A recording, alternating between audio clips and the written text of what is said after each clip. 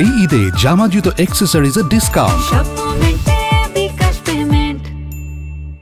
ডিসেম্বরের মধ্যে জাতীয় নির্বাচন ও উপদেষ্টা আসিফ মাহমুদ এবং মাহফুজ আলমের পদত্যাগ দাবি করলেন বিএনপি নেতা ইশরাক হোসেন।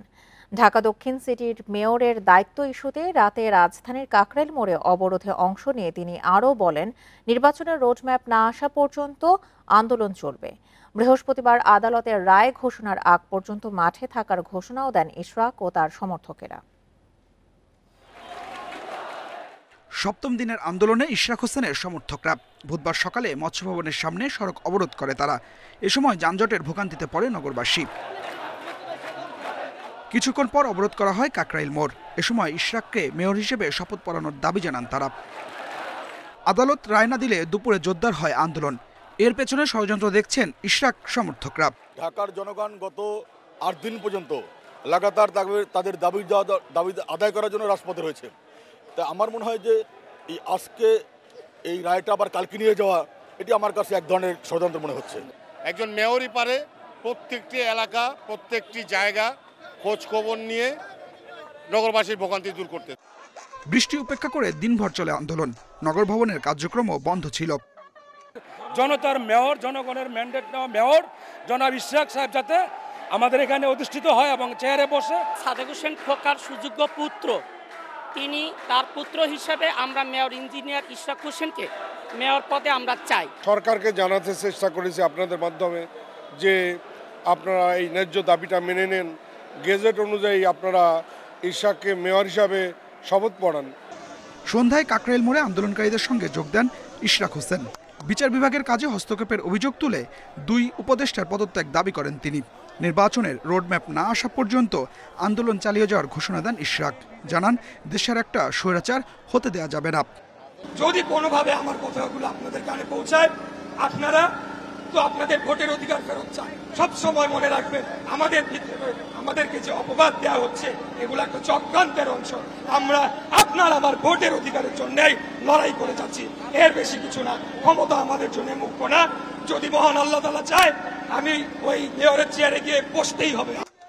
বৃহস্পতিবার আদালতের রায় ঘোষণার আগ পর্যন্ত সড়কে থাকার ঘোষণা দেন ইশরাক ও তার সমর্থকরা। Adilur Rahman, independent news, Dhaka. ইশরাককে মেয়র হিসেবে শপথ পড়ানো যাবে কিনা তা নিয়ে হাইকোর্টের নির্ধারিত দিনে আদেশ হয়নি। একদিন পিছিয়ে আদেশের নতুন সময় আজ বেলা 11:15টায় নির্ধারণ করা হয়েছে। মঙ্গলবার মূল শুনানি শেষ হলেও বুধবার আদেশের মুহূর্তে আবারও ঘণ্টাখানেক শুনানি করে দুই পক্ষ। হাইকোর্টের সামনে সড়ক অবরোধ করে ইশরাকের সমর্থকদের অবস্থান, আর আদালতের ভেতরে তার হয়ে আইনি লড়াইয়ে বিএনপির আইনজীবীরা ছিলেন। ইশরাককে শপথ না পড়ানোর আবেদনের রিটকারীর আইনজীবী ও এনসিপির আইনজীবীরাও।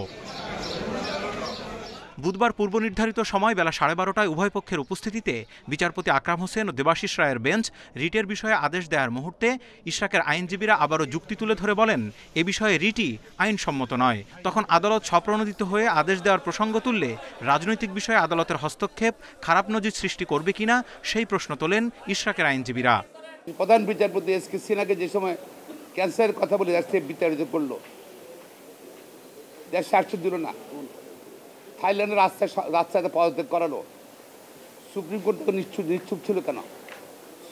সোমোটো তো কোনো আদেশ দেননি আপনারা। হাইলি পলিটিক্যাল একটা সেন্সিটিভ ম্যাটারে সোমোটো কিছু করতে যান, হয়তো দেশের মানুষ ভাববে যে 5ই আগস্টের আগে যা হতো এখনও তাই হচ্ছে।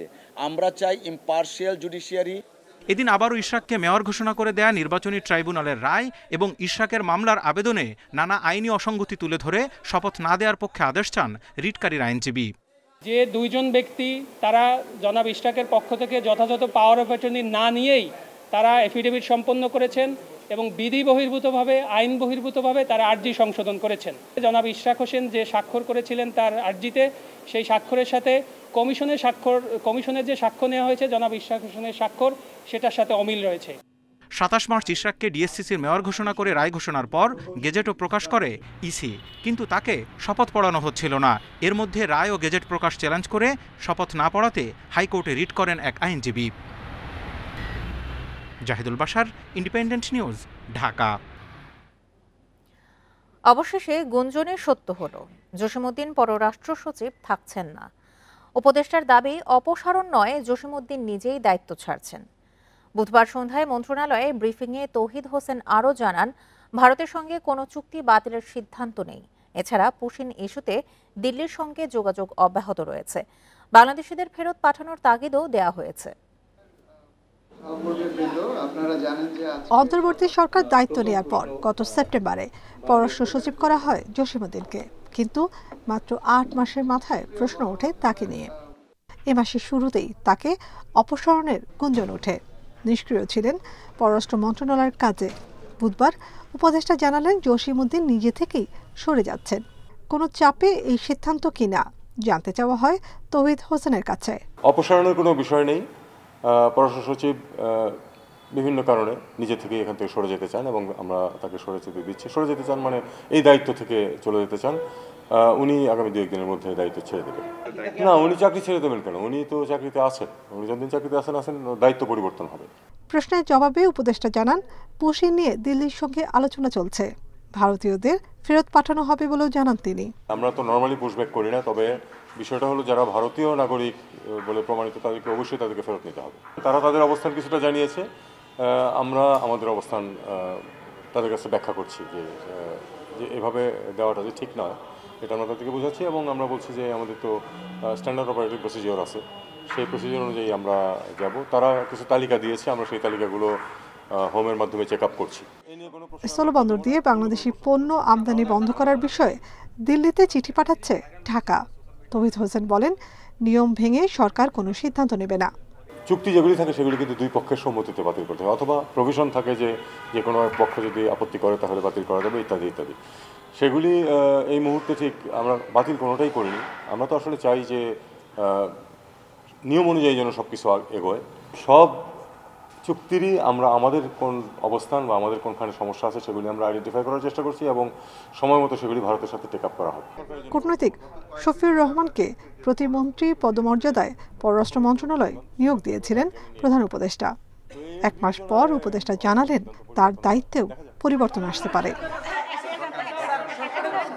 নাফিজুল্লাহ, ইন্ডিপেন্ডেন্ট নিউজ, ঢাকা। মিয়ানমারের রাখাইনে মানবিক করিডোর নিয়ে বাংলাদেশ কারো সঙ্গে কোনো আলোচনা করেনি, করবেও না, এমন স্পষ্ট অবস্থান জানালেন জাতীয় নিরাপত্তা উপদেষ্টা খলিলুর রহমান। রাজধানীর বেইলি রোডে বুধবার এক সংবাদ সম্মেলনে তিনি আরও বলেন, এই বিষয়ে কারো সঙ্গে কোনো আলোচনা ভবিষ্যতেও হবে না। মিয়ানমারের রাখাইন অঞ্চলে মানবিক করিডোর ইস্যু নিয়ে রাজধানীর বেইলি রোডের ফরেন সার্ভিস একাডেমিতে এ সংবাদ সম্মেলন।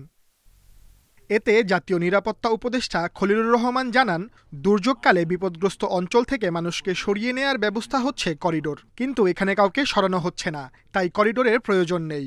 মায়ানমারে জাতিসংঘের সাহায্য নিয়ে বাংলাদেশে একটা করিডোর দেওয়ার কথা যে গুজবটা উঠেছে, আমি দ্ব্যর্থহীনভাবে বলে দিচ্ছি, করিডোর নিয়ে আমাদের সঙ্গে কারো কোনো কথা হয় নাই এবং কারোর সঙ্গে কথা হবে না। করিডোরের ব্যাপারটা বুঝতে হবে। করিডোর হচ্ছে একটা ইমার্জেন্সির সময় দুর্যোগপূর্ণ জায়গা থেকে মানুষকে সরিয়ে নেওয়ার ব্যবস্থা। আমরা এখানে কাউকে সরাচ্ছি না। মানবিক করিডোর দেওয়ার বিষয়টি সার্বভৌম সিদ্ধান্ত, তাই এ বিষয়ে অন্য দেশেরও কোনো চাপ নেই বলে জানান নিরাপত্তা উপদেষ্টা। একটি জাতিগোষ্ঠীকে নিয়ে একটি পরিপূর্ণ জাতিসংঘের সম্মেলন আয়োজন করা একটা অত্যন্ত বিরল উদাহরণ। সেই কাজটি আমরা সম্পন্ন করতে পেরেছি। আগামী 30শে সেপ্টেম্বর জাতিসংঘ সচিবালয়ে এই সম্মেলনটি অনুষ্ঠিত হবে। খলিলুর রহমান জানান, আগামী 30 সেপ্টেম্বর জাতিসংঘে একটি বৈঠক অনুষ্ঠিত হবে। সেখানে রোহিঙ্গা ইস্যু নিয়ে নিজেদের অবস্থান তুলে ধরবে বাংলাদেশ। Sajjad Hossain, independent news, Dhaka. সফলভাবে মব ঠেকানোর কারণে রাজধানীর ধানমন্ডি থানার ভারপ্রাপ্ত কর্মকর্তা কেশইনু মার্মাকে বিশেষ পুরস্কার দিয়েছেন ডিএমপি কমিশনার। পেশাদারিত্ব ও ধৈর্যের সাথে মব নিয়ন্ত্রণে দৃষ্টান্ত স্থাপনের স্বীকৃতি হিসেবে তাকে এই পুরস্কার দেয়া হয়। বুধবার রাতে ডিএমপির ভেরিফাইড ফেসবুক পেজে এই তথ্য জানানো হয়। জানা যায়, সোমবার রাতে ধানমন্ডিতে প্রকাশনা সংস্থা হাক্কানি পাবলিশার্সের মালিক গোলাম মোস্তফার বাড়িতে ঢোকার চেষ্টা করে একদল তরুণ। তিনি জরুরি সেবা 999-এ ফোন করে পুলিশের সহায়তা চাইলে পুলিশ ঘটনাস্থলে যায়। এ সময় বৈষম্য বিরোধী ছাত্র আন্দোলনের মোহাম্মদপুর থানার আহ্বায়ক সাইফুল ইসলাম রাব্বি সহ 3 জনকে আটক করে পুলিশ। পরিস্থিতি নিয়ন্ত্রণের জন্য ওসি কেশোইনু মার্মা পুরোটা সময় ঘটনাস্থলে ছিলেন। পরে মুচলেকা নিয়ে জাতীয় নাগরিক পার্টির সিনিয়র যুগ্ম মুখ্য সমন্বয়ক আব্দুল হান্নান মাসউদের জিম্মায় 3 জনকে ছেড়ে দেওয়া হয়। নির্বাচন কমিশন পুনর্গঠন ও স্থানীয় সরকার নির্বাচনের দাবিতে বিক্ষোভ সমাবেশ করেছে জাতীয় নাগরিক পার্টি এনসিপি। বুধবার সকালে আগারগাঁওয়ে নির্বাচন ভবনের সামনে কর্মসূচিতে নেতাকর্মীরা অবিলম্বে নির্বাচন কমিশনারদের পদত্যাগের দাবিও করেন। সকাল থেকে আগারগাঁওয়ে নির্বাচন কমিশনের সামনে অবস্থান নেন জাতীয় নাগরিক পার্টির নেতাকর্মীরা। পূর্ব ঘোষিত এই কর্মসূচিতে স্থানীয় সরকার নির্বাচনে কমিশনের ভূমিকা ও সম্প্রতি বিএনপি সমর্থিত ঢাকা দক্ষিণ সিটি কর্পোরেশনের মেয়র পদে ইশরাক হোসেন ইস্যুতে কমিশনের সমালোচনা করেন তারা। স্থানীয় সরকার নির্বাচন না হওয়ায় সারা দেশে নাগরিক সেবা মারাত্মকভাবে ব্যাহত হচ্ছে জানিয়ে দলটির নেতাদের অভিযোগ, বর্তমানে সরকারের প্রশাসনিক কার্যালয়গুলো একটি দলের দখলে। যে স্ট্যান্ডার্ডে নির্বাচন হয়েছে সেই স্ট্যান্ডার্ড একটা নির্বাচন এই কমিশনের পক্ষে দেওয়া সম্ভব না। তাদের নিরপেক্ষতা হারিয়েছেন এবং তাদের এই মুহূর্তে পদক্ষেপগুলো খুবই প্রশ্নবিদ্ধ। এই কারণে তাদের পক্ষে সুষ্ঠু নির্বাচন দেওয়া সম্ভব হবে না। নির্বাচন কমিশন নিরপেক্ষ না হলে আওয়ামী লীগকে যেভাবে ছুঁড়ে ফেলেছে ঠিক সেভাবেই ছুঁড়ে ফেলা হবে বলেও জানান এনসিপি নেতারা।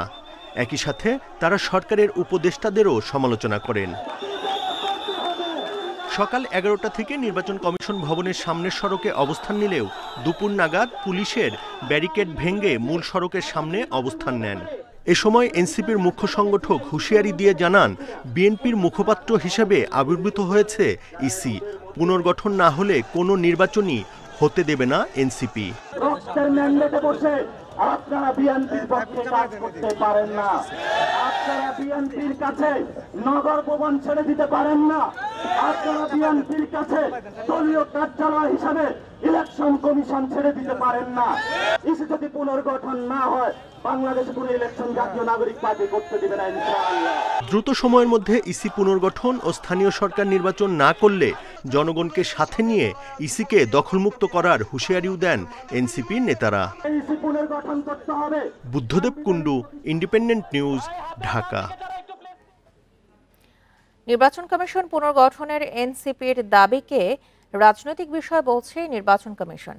এই নিয়ে কোনো মন্তব্য করতে রাজি হননি নির্বাচন কমিশনার আবুল ফজল মোহাম্মদ সানাউল্লাহ। কমিশন সম্পূর্ণ নিরপেক্ষভাবে কাজ করে যাচ্ছে বলে দাবি করেন তিনি। বলেন, স্থানীয় না জাতীয় নির্বাচন আগে সেই সিদ্ধান্ত নেবে সরকার। বুধবার ইসির 5ম সভা শেষে নির্বাচন কমিশনার সানাউল্লাহ সাংবাদিকদের এই কথা বলেন। রাজনৈতিক দল ও প্রার্থীর আচরণ বিধিমালা এবং ভোটকেন্দ্র স্থাপন নীতিমালা নিয়ে বুধবার সভা করে নির্বাচন কমিশন। সিইসি সভাকক্ষে প্রায় 2 ঘন্টা ধরে বৈঠক হয়। সিইসি সভাপতিত্বে বৈঠকে উপস্থিত ছিলেন 4 নির্বাচন কমিশনার, ইসি সচিব সহ কর্মকর্তারা। এ সময় নির্বাচন ভবনের বাইরে এনসিপির বিক্ষোভ চলছিল। নির্বাচন কমিশন পুনর্গঠন ও স্থানীয় সরকার নির্বাচন আগে করার দাবিতে চলছিল সেই বিক্ষোভ। কমিশন সভা শেষে নির্বাচন কমিশন পুনর্গঠনের দাবিকে রাজনৈতিক বিষয় তুলে ধরে এই নিয়ে কোনো মন্তব্য করতে রাজি হননি কমিশনার আবুল ফজল মোহাম্মদ সানাউল্লাহ। কোনো রাজনৈতিক বক্তব্যের আমি কোনো মন্তব্য করতে চাই না। কমিশন সম্পূর্ণ নিরপেক্ষভাবে দায়িত্ব পালন করছে এবং করে যাবে। স্বাধীনতার পর থেকে আজ পর্যন্ত আমরা ফাইল ঘেঁটে দেখার চেষ্টা করেছি যে কখনো নির্বাচন কমিশন স্বপ্রণোদিত হয়ে পক্ষভুক্ত হয়েছে কিনা বা আপিল করেছে কিনা আমরা এমন কোনো নজির পাই নাই। সুতরাং আমাদের পক্ষভুক্ত হওয়া বা করার এই আইন আমাদেরকে সুযোগ দেয় না। নির্বাচন কমিশন সম্পূর্ণ নিরপেক্ষভাবে কাজ করে যাচ্ছে দাবি করে তিনি বলেন, জাতীয় ও স্থানীয় সরকারের নির্বাচনের মধ্যে কোনটি আগে পরে হবে তা সরকারের ওপরেই নির্ভর করছে। এই সিকোয়েন্সিং অফ ইলেকশন কোনটা আগে হবে পরে হবে এটা তো নির্বাচন কমিশনের হাতে না। এই পরিবর্তিত পরিস্থিতিতে সরকারই সিদ্ধান্ত নেবেন কোন নির্বাচন আগে হবে পরে হবে। নির্বাচন কমিশনের দায়িত্ব হচ্ছে নির্বাচন অনুষ্ঠান করা। কমিশন সভায় রাজনৈতিক দল ও প্রার্থীর আচরণ বিধিমালা এবং ভোটকেন্দ্র স্থাপন নীতিমালা খসড়ার নীতিগত অনুমোদন দিয়েছে নির্বাচন commission. Mahmudul Hasan, independent news, Dhaka. এনসিপির নির্বাচন কমিশন ঘেরাওয়ের পেছনে ভিন্ন উদ্দেশ্য রয়েছে বলে মন্তব্য করেছেন বিএনপি চেয়ারপারসনের উপদেষ্টা জয়নুল আবদিন ফারুক। জাতীয় নির্বাচন পেছাতে ষড়যন্ত্র হচ্ছে বলেও দাবি তার। বুধবার জাতীয় প্রেস ক্লাবে নাগরিক আন্দোলনের অনুষ্ঠানে এসব কথা বলেন তিনি। বর্তমান নির্বাচন কমিশন নিয়ে কারো কোনো অভিযোগ নেই, অথচ তাদের সরাতে একটি দল উঠে পড়ে লেগেছে বলে মন্তব্য করেন জয়নুল আবদিন ফারুক। নির্বাচনের দাবি থেকে দৃষ্টি সরাতে একের পর এক নাটক চলছে বলেও দাবি তার। সরকার ও দেশ বিরোধী ষড়যন্ত্র মোকাবেলায় নির্বাচনের বিকল্প নেই বলে মনে করেন তিনি। এ সময় দ্রুত ইশরাক হোসেনের শপথের ব্যবস্থা করার আহ্বান জানান জয়নুল আবদিন ফারুক। যে নির্বাচন কমিশন ঠিক একটি নির্বাচনের প্রস্তুতি গ্রহণ করছেন, যার কোনো সমালোচনা ইতিমধ্যে হয়নি, যাকে নিয়ে কোনো কথা ইতিমধ্যে হয়নি, তাকে নিয়ে আজকে কেন, কি কারণে, কার ইঙ্গিতে, কোন প্রেতাত্মার সহযোগিতায় নির্বাচন কমিশনের সামনে বিক্ষোভ করতে যাচ্ছেন? ঢাকা দক্ষিণ সিটির মেয়র হিসেবে ইশরাক হোসেনকে দায়িত্ব দ্রুত বুঝিয়ে দেওয়ার দাবিতে রাজধানীর কাকরাইল মোড়ে বিক্ষোভ করছেন সমর্থকরা। এই নিয়ে আরো জানাতে কাকরাইল থেকে যোগ দিচ্ছেন সহকর্মী আদিলুর রহমান। আদিল, এই মুহূর্তে আপনি কাকরাইল মোড়ের কি অবস্থা দেখতে পাচ্ছেন?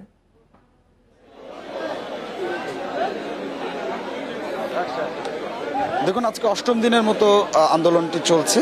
গতকাল থেকে আমরা দেখেছি যে সড়কে নেমে সড়ক অবরোধ করে ইঞ্জিনিয়ার ইশরাক হোসেনকে শপথ বাক্য পাঠ করানো এবং তাকে মেয়রের দায়িত্ব বুঝিয়ে দিতে তার কর্মী সমর্থকরা এবং ঢাকা দক্ষিণের বাসিন্দারা যে আন্দোলনটি আসলে করছেন, সেই আন্দোলনের গতকাল তারা কেউই এই সড়ক ছেড়ে যায়নি। পর্যায়ক্রমে বিভিন্ন থানা থেকে, বিভিন্ন ওয়ার্ড থেকে কর্মী সমর্থকরা এসে পর্যায়ক্রমে তারা এখানে অবস্থান নিয়েছেন। আমরা এর আগে 6 দিনের যে আন্দোলনটি দেখেছি, 6 দিনের আন্দোলনে দেখেছি যে সকাল থেকে বিকেল পর্যন্ত আন্দোলন চলেছে। এরপরে নেতাকর্মীরা, কর্মী সমর্থকরা তারা ফিরে গেছেন পরের দিনের কর্মসূচি ঘোষণা করে। কিন্তু গতকালকে আপনি জানেন যে হাইকোর্টের একটি শুনানির রায় ছিল, সেই রায়টি যেহেতু আসলে প্রকাশ করা হয়নি, আজকে সেই রায় ঘোষণা করা হবে। সেজন্য যারা আন্দোলনটি করছেন তারা বলেছেন যে যতক্ষণ পর্যন্ত না রায় ঘোষণা করা হবে ততক্ষণ পর্যন্ত তারা সড়কে অবস্থান নিয়ে। আপনি যে শুনানির কথা বলছেন, আজকে তো 11:15টায় সেই শুনানির সময় নির্ধারণ করা হয়েছে। এই বিষয়ে কি আর কিছু জানতে পেরেছেন? বিশেষ কোনো কর্মসূচি রয়েছে এর জন্য? দেখুন, এখনকার কর্মসূচি হচ্ছে যে শুনানির যে রায়, সেই রায় ঘোষণা না হওয়া পর্যন্ত তারা সড়কে অবস্থান করবেন। তবে আমরা নেতাকর্মীদের সঙ্গে যখন কথা বলছি, তারা বলছেন যে তারা শান্তিপূর্ণভাবেই অবস্থান নিয়ে থাকবেন। তবে রায়ে যদি আসলে অন্য কিছু হয় বা রায়ে যদি শপথ বাক্য পাঠ না করানোর পক্ষে যদি আসলে কর্মসূচি ঘোষণা করবেন, তবে এখানে যারা কর্মী সমর্থকরা যারা আন্দোলন করছেন তাদের কথা হচ্ছে একটাই, সেটি হচ্ছে যে শপথ বাক্য যতক্ষণ পর্যন্ত না পাঠ করানো হবে, যতক্ষণ না ইঞ্জিনিয়ার ইশরাক হোসেনকে তার মেয়রের দায়িত্ব বুঝিয়ে দেওয়া হবে, ততক্ষণ পর্যন্ত তারা আন্দোলন চালিয়ে যাবেন। এবং তাদের যে বক্তব্য সেটি হচ্ছে যে এই আদালত একটি রায় দিয়েছে, সেই রায়ের পরে ইঞ্জিনিয়ার ইশরাক হোসেনকে মেয়রের শপথ বাক্য পাঠ না করাতে সরকারের উপদেষ্টা, দুজন উপদেষ্টার দিকে তারা অভিযোগের তীরটি ছুটছেন। একজন হচ্ছে স্থানীয় সরকার উপদেষ্টা আসিফ মাহমুদ সজীব ভুঁইয়া এবং অন্যজন তথ্য উপদেষ্টা মাহফুজ আলম। এবং তাদের পদত্যাগ কালকে ইশরাক হোসেন যেমন দাবি করেছেন, তেমনি তার সমর্থকরা যারা আছেন তারাও উপদেষ্টাদের পদত্যাগ দাবি করেছেন। এবং তারা বলছেন যে শপথ বাক্য পাঠ করানো নিয়ে সরকারের পক্ষ থেকে আসলে তালবাহানা করা হচ্ছে, সেই তালবাহানাটা তারা মানেন না। তারা চান ইঞ্জিনিয়ার ইশরাক হোসেনকে শপথ বাক্য পাঠ করিয়ে তাকে যেন মেয়রের দায়িত্বটি বুঝিয়ে দেওয়া হোক। তো আমার কাছে কাকরাইল থেকে এটি ছিল এখনকার সবশেষ। ইশরাক হোসেনকে দায়িত্ব বুঝিয়ে দেওয়ার দাবিতে রাজধানীর কাকরাইল মোড়ে বিক্ষোভ করছেন ইশরাক হোসেনের সমর্থকরা। এই বিষয়ে বিস্তারিত জানাচ্ছিলেন আমাদের সহকর্মী আদিলুর রহমান। আগামীতে সব সংসদ সদস্য ও চেয়ারম্যানদের চিকিৎসা সরকারি হাসপাতালে নেওয়া বাধ্যতামূলক করার আহ্বান জানিয়েছেন ব্যারিস্টার রুমিন ফারহানা। বুধবার রাজধানীর চীন মৈত্রী সম্মেলন কেন্দ্রে সিপিডির সম্মেলনে তিনি এই আহ্বান জানান। এদিকে চিকিৎসকদের স্বেচ্ছাচারিতা রুখতে ন্যাশনাল ক্লিনিক্যাল গাইডলাইনের আহ্বান জানিয়েছেন এনসিপি নেতা ডাক্তার তাসনিম জারা। স্বাস্থ্য ও প্রযুক্তি খাতে যুবদের সংস্কার ভাবনা নিয়ে সম্মেলনের আয়োজন করে centre for policy dialogue CPD. যোগ দেন স্বাস্থ্য প্রযুক্তি বিশেষজ্ঞ ও তরুণ সমাজের প্রতিনিধিরা। এ সময় স্বাস্থ্য খাতে স্বল্প বাজেট বরাদ্দ, প্রান্তিক এলাকায় স্বাস্থ্যসেবার বেহাল দশা, রাজনৈতিক ছত্রছায়ায় দুর্নীতির মতো বিষয়গুলো উঠে আসে। তবে সাম্প্রতিক সংস্কার প্রস্তাবে রয়েছে বেশ কিছু সম্ভাবনাময় সুপারিশ, বলছেন সংশ্লিষ্টরা। বিশ্ব স্বাস্থ্য সংস্থা আমাদের মতো দেশগুলোতে স্বাস্থ্যসেবা দেওয়ার জন্য জিডিপির 5% অর্থ বরাদ্দের সুপারিশ করে এবং আমাদের এই সংস্কার কমিশন কিন্তু সেটি তার সুপারিশ মারাতেও তুলে ধরেছে। স্বাস্থ্য যেহেতু খুব টেকনিক্যাল বিষয়, এটাকে আলাদা করে ফেলতে হবে। কোনো মিনিস্ট্রি থাকবে না, যেটা থাকবে ওটা হলো health service authority and health commission. এনসিপির সিনিয়র যুগ্ম সদস্য সচিব ডাক্তার তাসনিম জারা বলেন, national clinical guideline, electronic health record, digital helpline চালু করলে ত্বরান্বিত হবে চিকিৎসা সেবা। একটা ডাক্তারের কাছে গেলে হয়তো একরকম চিকিৎসা হচ্ছে, আরেকজনের কাছে গেলে কেন আরেকরকম চিকিৎসা হচ্ছে। যে কোনো কন্ডিশনের ক্ষেত্রে, ক্লিনিক্যাল কন্ডিশনের ক্ষেত্রে কিভাবে সেবাটা দেয়া হবে সেটার একটা ন্যাশনালি এগ্রিড ক্লিনিক্যাল গাইডলাইন থাকা প্রয়োজন। এবং এটা যখন থাকবে, পাশাপাশি আপনার যখন ইলেকট্রনিক হেলথ রেকর্ড থাকবে, তখন খুব সহজেই বোঝা যাবে কোথায় ব্যত্যয় হচ্ছে। বিএনপি নেতা ব্যারিস্টার রুমিন ফারহানা বলেন, এদেশের রাজনীতিবিদরা এদেশে চিকিৎসা নেন না বলেই হাসপাতালগুলো এত অবহেলিত। আপনি যেই কয় বছর এমপি বা চেয়ারম্যান থাকবেন, আপনাকে বাংলাদেশেই চিকিৎসা নিতে হবে একেবারে আইন করে, বিকজ এই চোরের দেশে তো আর কোনো উপায় নাই। এ সময় আলোচকরা বলেন, চিকিৎসার আধুনিক যন্ত্রপাতি আমদানি করার পাশাপাশি সে অনুযায়ী স্বাস্থ্যকর্মীদের দক্ষতা বৃদ্ধিতেও নজর দেওয়া জরুরি। ইকরামুল কবির, ইন্ডিপেন্ডেন্ট নিউজ, ঢাকা। গণ অধিকার পরিষদের সভাপতি ও ডাকসুর সাবেক ভিপি নুরুল হক নূরের বিরুদ্ধে বিশৃঙ্খলা সৃষ্টির অভিযোগ করেছে ঢাকা উত্তর সিটি কর্পোরেশন। পছন্দের ঠিকাদারকে কাজ না দেয়ায় তিনি ও তার সহযোগীরা ডিএনসিসির কার্যক্রমে বিশৃঙ্খলা সৃষ্টি করেন বলে অভিযোগ কর্তৃপক্ষের। বুধবার ডিএনসিসির জনসংযোগ কর্মকর্তা ফারজানা ববির সই করা সংবাদ বিজ্ঞপ্তিতে এই অভিযোগ করা হয়। তবে অভিযোগ নাকচ করে ডিএনসিসির প্রশাসকের পদত্যাগ দাবি করেছে গণ অধিকার পরিষদ। বুধবার বিকেলে সংবাদ বিজ্ঞপ্তিতে এই দাবি জানায় দলটি। এতে বলা হয়, সিটি কর্পোরেশনের বক্তব্য অসত্য, ভিত্তিহীন ও বানোয়াট। ডিএনসিসির প্রশাসক মোহাম্মদ এজাজ নিজের অভিযোগ আড়াল করে অন্যত্র দৃষ্টি ঘোরাতেই নুরুল হক নূরের বিরুদ্ধে মিথ্যা ও বিভ্রান্তিকর বার্তা ছড়াচ্ছেন।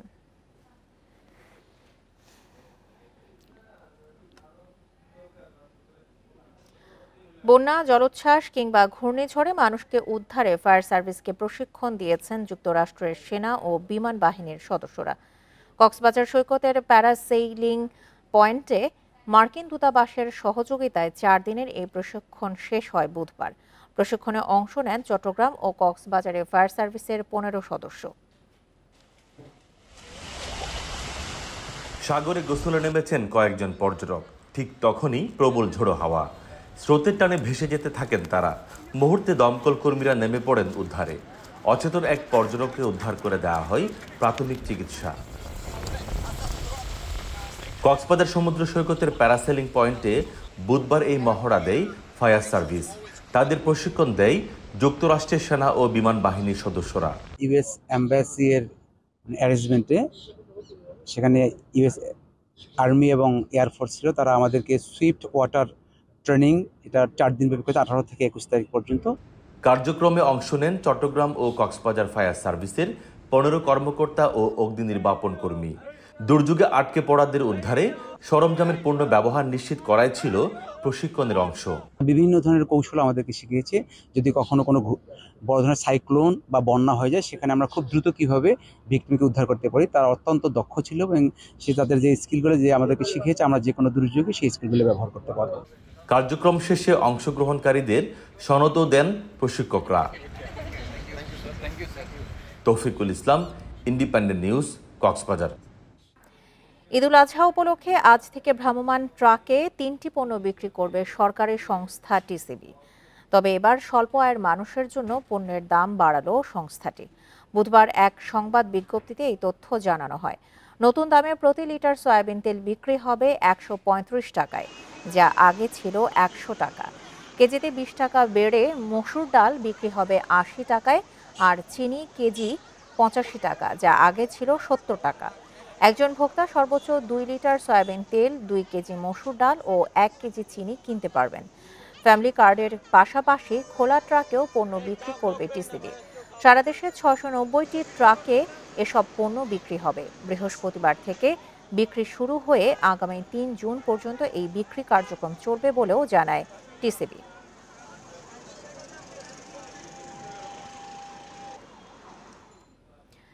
দেশের সবচেয়ে বড় সমস্যা শিক্ষিত বেকার যুব সমাজ। এক্ষেত্রে কর্মসংস্থানের জন্য চাকরির পেছনে না ছুটে উদ্যোক্তা হওয়ার পরামর্শ শ্রম ও কর্মসংস্থান উপদেষ্টার। বুধবার সিপিডির সংলাপে এসব কথা বলেন উপদেষ্টা। কর্মসংস্থানের সাথে প্রযুক্তিগত উন্নয়নে নীতিগত সিদ্ধান্ত নেওয়ার পরামর্শ সিপিডির। এছাড়া দক্ষতা উন্নয়নে আন্তঃমন্ত্রণালয়ের সমন্বয়ও জরুরি। দেশে দিন দিন বাড়ছে শিক্ষিত বেকার জনগোষ্ঠীর সংখ্যা। বাংলাদেশ পরিসংখ্যান ব্যুরোর তথ্য মতে গত বছর শেষে দেশের শিক্ষিত বেকারের সংখ্যা ২৬,১০,০০০। বিশাল এই জনসংখ্যার কর্মসংস্থানের ক্ষেত্রে সমস্যা ও সম্ভাবনার বিষয়গুলো উঠে আসে সিপিডির আলোচনায়। কর্মসংস্থানে কারিগরি খাতের শিক্ষার্থীদের চাহিদা বেশি, তাই এ খাতে মান উন্নয়নের পরামর্শ দেন বিশ্লেষকরা। এছাড়া প্রযুক্তিগত সহায়তা ও সহজলভ্যতার বিষয়ে জোর দেন আলোচকরা। ৩টা বি বাদ দেন, বিসিএস, ব্যাংক এন্ড বিদেশ, এটা বাদ দেন। Unless you want to go, সেটা অন্য ব্যাপার। কিন্তু আমি মনে করি manufacturing, management and multi skill, manufacturing দিকে নজর দেন। দেয়ার আর লট অফ জবস। সিপিডির মতে সংকুচিত হওয়া শ্রমবাজারে বিনিয়োগ স্থবিরতা কাটানো জরুরি। এক্ষেত্রে কর্মসংস্থানের বিষয়টি নিয়ে নতুন করে ভাবার পরামর্শ সংস্থাটির। উন্নততর বাজারের চাহিদা অনুযায়ী দক্ষতা বৃদ্ধির প্রয়োজন রয়েছে। সেটার জন্য সরকারি নীতিমালা, সরকারি উদ্যোগ, ব্যক্তি খাতের উদ্যোগ এটি প্রয়োজন। এ সময় কর্মসংস্থানের খোঁজে না ছুটে উদ্যোক্তা হবার পরামর্শ দেন শ্রম উপদেষ্টা। এছাড়া প্রবাসে শ্রমিক পাঠানোর ক্ষেত্রে কার্যকর প্রশিক্ষণের তাগিদ দেন তিনি। এডুকেটেড বেকার ইউথ, এবং এডুকেশনের পরে সবাই চায় সরকারি চাকরি। সরকারি চাকরি হলো ফার্স্ট। সরকারি চাকরিতে অনেক মজা আছে, বেতন যাই থাকুক না কেন ও সুবিধা আছে, অনেক ধরনের সুবিধা আছে। তো ইউ ক্যান বিকাম মাল্টিমিলিয়নিয়ার। কাজে আমি মনে করি যে আমাদেরকে একটু চিন্তা ভাবনা করতে হবে অন্যরকম। আলোচনায় জানানো হয়, ভাষাগত কারিগরি শিক্ষায় দক্ষ হতে পারলে এই বেকার সমস্যা দূর হতে পারে। এছাড়া বেসরকারি খাতে চাকরির নিরাপত্তা দিতে পারলে কর্মসংস্থান বাড়বে বলেও জানান আলোচকরা। মেহেদী হাসান, ইন্ডিপেন্ডেন্ট নিউজ। ভারী বৃষ্টি ও পাহাড়ি ঢলের কারণে শেরপুরে নদ নদীর পানি বাড়ায় দেখা দিয়েছে আগাম বন্যার শঙ্কা। ভারতের মেঘালয় ও আসামে বৃষ্টির কারণে সৃষ্টি হয়েছে এই পরিস্থিতি। টানা বৃষ্টিতে কুড়িগ্রামেও নদ নদীর পানি বেড়ে তলিয়ে গেছে ৯টি উপজেলার ৪০০ হেক্টর ফসলি জমি। এদিকে বর্ষার আগেই রংপুরের ৩ উপজেলায় দেখা দিয়েছে তীব্র নদী ভাঙন। বৃহস্পতিবার থেকে সীমান্তবর্তী জেলা শেরপুরের শ্রীবর্দী, ঝিনাইগাতি ও নালিতাবাড়িতে থেমে থেমে বৃষ্টি হচ্ছে। সেই সাথে উজানের ঢলে দ্রুত বাড়ছে ভোগাই, চেল্লাখালী, মহারশী ও সোমেশ্বরের নদীর পানি। বন্যায় ধানের ক্ষতি হয়, পানি আমাদের বাড়ি ঘরে উঠে রান্না বান্নার কষ্ট হয়। পানির জোয়ারে যেগুলো আবার ধরছে, আপনার তো পানি হওয়ার সম্ভাবনা বেশি, যেন তাড়াতাড়ি পুকুর কাটতেছে। কৃষকদের দ্রুত ধান কেটে ঘরে তোলার পরামর্শ দিচ্ছেন কৃষি কর্মকর্তারা। আগাম বন্যা মোকাবেলায় নেওয়া হচ্ছে প্রস্তুতি। কৃষকদেরকে বলতেছি তাদের যে যারা নিজেরা যেন ধানটা কেটে নেয়। আশা করতেছি যদি আকাশের অবস্থা ভালো হয় তাকে আগামী ১ সপ্তাহের মধ্যে আমাদের প্রায় ৯৯% ধান কাটা হয়ে যাবে বলে আমরা প্রত্যাশা করতেছি। আগাম বন্যার একটা আশঙ্কা রয়েছে, সে অনুযায়ী আমরা স্থানীয় স্টেক হোল্ডার যারা রয়েছে সকলের উপস্থিতিতে একটা জরুরি সভার আহ্বান করেছি। যারা এর সাথে সংশ্লিষ্ট আছেন সকলের উপস্থিতিতে আমরা সিদ্ধান্ত নিব যে এই বন্যা মোকাবেলায় কি পদক্ষেপ নেওয়া যেতে পারে। কুড়িগ্রামে টানা বৃষ্টিতে তিস্তা, ধরলা, দুধকুমার ও ব্রহ্মপুত্র সহ ১৬ নদ নদীর পানি বাড়ছে। ৯ উপজেলার ৪ শতাধিক হেক্টর জমির ফসল তলিয়ে যাওয়ার শঙ্কা দেখা দিয়েছে। পানির জন্য খুব অসুবিধা, ১,০০০ টাকা সেট তাও লোক পাওয়া যাচ্ছে না, ধান কাটা যাচ্ছে না। পানিগুলো না নামা পর্যন্ত আমার কোনো কিছু করাই সম্ভব হচ্ছে না। এদিকে তিস্তার ভাঙনে রংপুরের গঙ্গাচড়া, কাউনিয়া ও পীরগাছা উপজেলার চর এলাকায় নদীগর্ভে বিলীন হয়েছে কিছু বসতঘর। নতুন করে যে পানিটা আসছে, আসার পরে আবার নতুন নতুন এলাকা প্লাবিত হচ্ছে। কিন্তু আমাদের এই মূল্যবান সম্পদগুলো প্রতি বছরেই এই তিস্তা বিলীন হয়ে যাচ্ছে। বাঁধের বেশি ঝুঁকিপূর্ণ প্রায় 22 কিলোমিটার সংস্কারের কাজ চলছে জানায় পানি উন্নয়ন বোর্ড। 19.5 কিলোমিটার সতর্কতামূলক নদী তীর সংরক্ষণ কাজ ইতিমধ্যে চলমান রয়েছে। যে ঝুঁকিপূর্ণ অংশগুলো থাকবে এটা পরবর্তী বছরে নতুনভাবে সেগুলোতে প্রকল্প বাস্তবায়ন করা হবে। নদীর তীর রক্ষা বাঁধের 45 কিলোমিটার এবং বন্যা নিয়ন্ত্রণ বাঁধের 18টি পয়েন্ট এখনও ঝুঁকিপূর্ণ। রেশমি নন্দী, ইন্ডিপেন্ডেন্ট নিউজ। লালমনিরহাটের পাটগ্রাম সীমান্ত দিয়ে আবারও পশিনের ঘটনা ঘটেছে। এর মধ্যে 4 শিশু ও 7 নারীকে আটকের পর বিজিবির কাছে হস্তান্তর করেছে স্থানীয়রা। বিজিবি জানায় বুধবার রাত 11:30টার দিকে গাটিয়ার ভিটা সীমান্তে ভারতীয় কাঁটা তারের বেড়ার গেট খুলে 4 শিশু ও 7 নারীকে বাংলাদেশে ঠেলে দেয় বিএসএফ ও ভারতীয় পুলিশ। খবর পেয়ে বিজিবি তাদের আটকের পর ক্যাম্পে নিয়ে যায়। সেখান থেকে তাদের পাটগ্রাম থানা পুলিশের হেফাজতে দেয়া হয়। তবে স্থানীয়দের দাবি 2 দফায় অন্তত 50 জনকে পুশিন করা হয়েছে। এলাকাবাসীর জিজ্ঞাসাবাদের সময় কয়েকজন পালিয়েও যায়।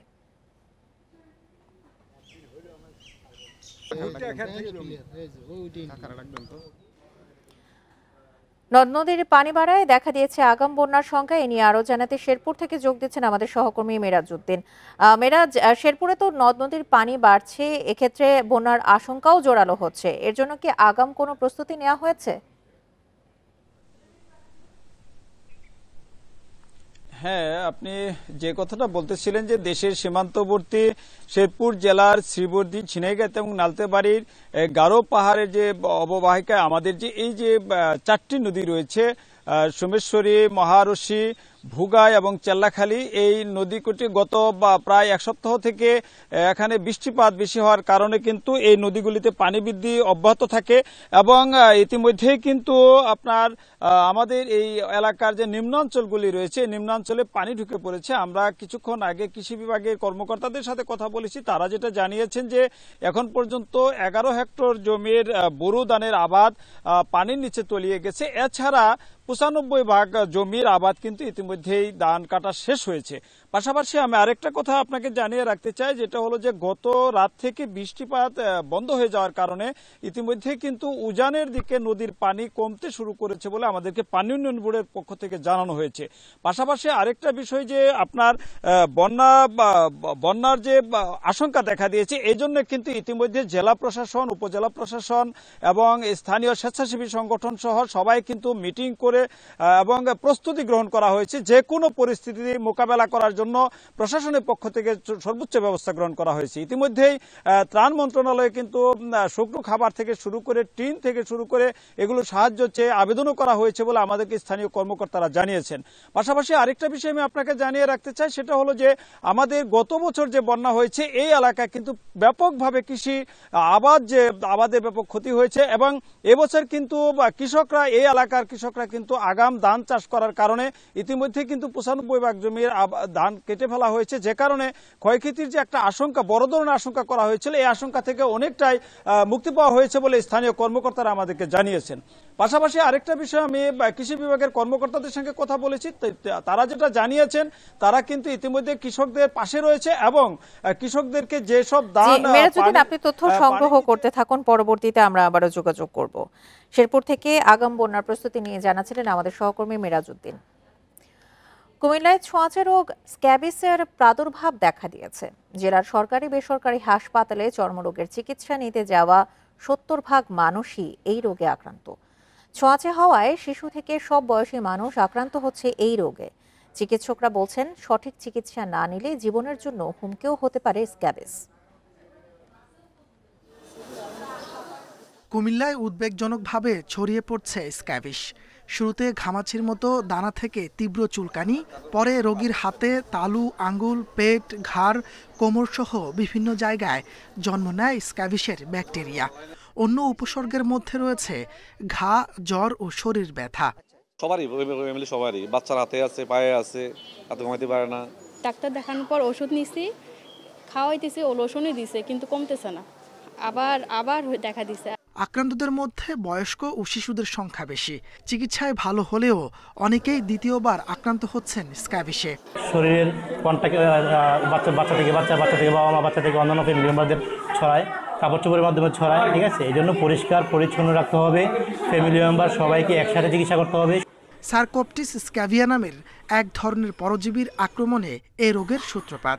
একজনের দেহ থেকে আরেকজনের দেহে সংক্রমণ দ্রুত হলেও রোগটি প্রতিরোধযোগ্য বলছেন চিকিৎসকরা।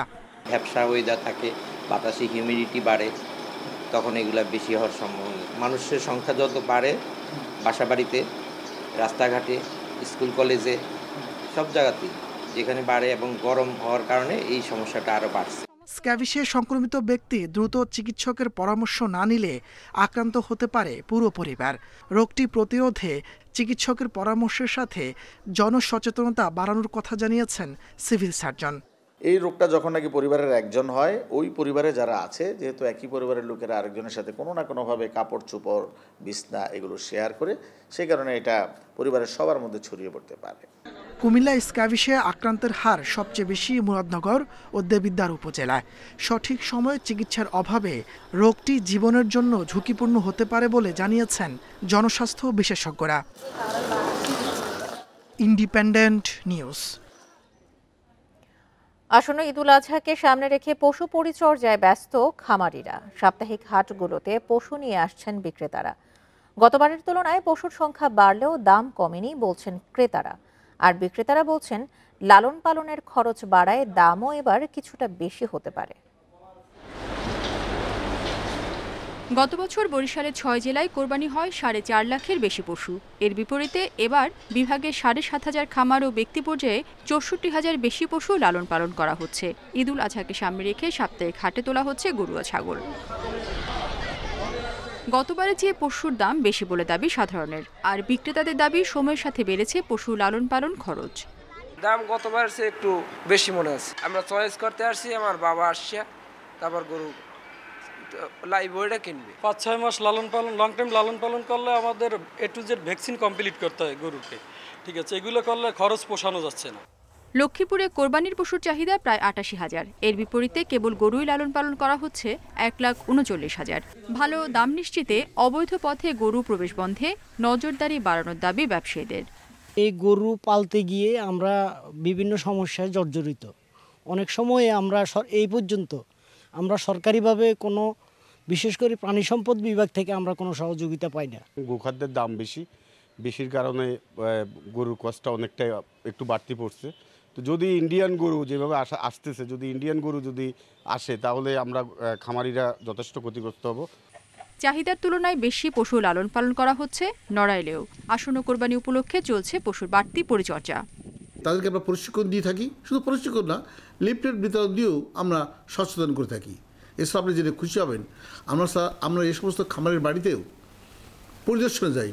জেলায় এবার ছোট বড় 4,000 খামারি প্রায় 54,000 পশু কোরবানির জন্য প্রস্তুত করছেন। এর মধ্যে 23,000 গরু এবং 31,000 ছাগল। জেলার চাহিদা মিটিয়ে উদ্বৃত্ত প্রায় 14,000 পশু অন্য জেলায় পাঠানো সম্ভব হবে বলে জানান কর্মকর্তা। রেশমি নন্দী, ইন্ডিপেন্ডেন্ট নিউজ। আর ছিল এখনকার মতো বিরতিহীন ইন্ডিপেন্ডেন্ট সংবাদে। এছাড়া ইন্ডিপেন্ডেন্ট টেলিভিশনের সব খবর আরও বিস্তারিত জানতে চোখ রাখুন ফেসবুক, ইউটিউব এবং এক্সে। এতক্ষণ সাথে থাকার জন্য ধন্যবাদ সবাইকে। আমন্ত্রণ পরের আয়োজনে।